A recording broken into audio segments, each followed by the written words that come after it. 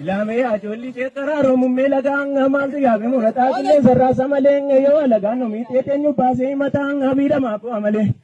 arrendalla tingal tu yo man nangka ke maleng engade namatin tabdu yo barasate male yo gantu namatte maleng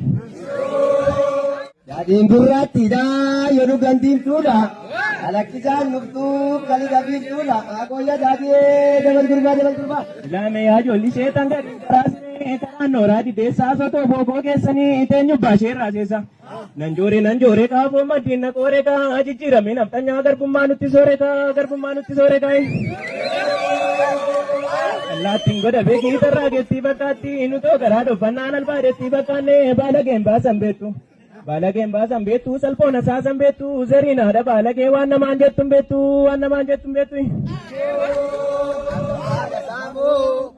Gananyatu akajala labo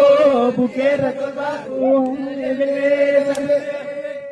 lame ajolli setila metia baba amuko laga dararana ka kuda setano nuto gararo fananal banditi setano tilame ajolli se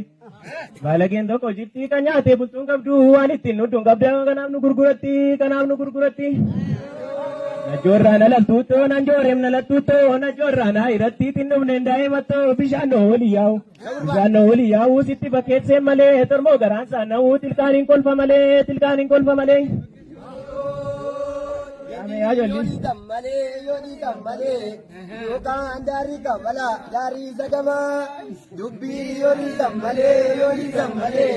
yokan ari kabala ari sagara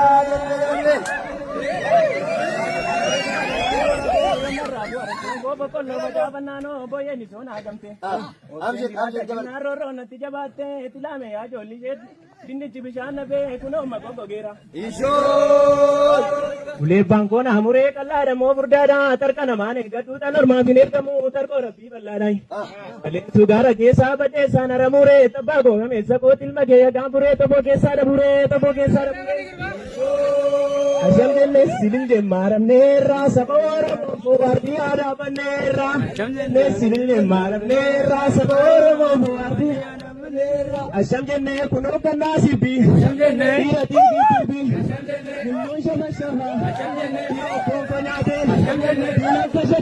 ajam jenne yo bongo nani ajam jenne ko kana sibi ajam jenne ati tibi ajam jenne kullu maram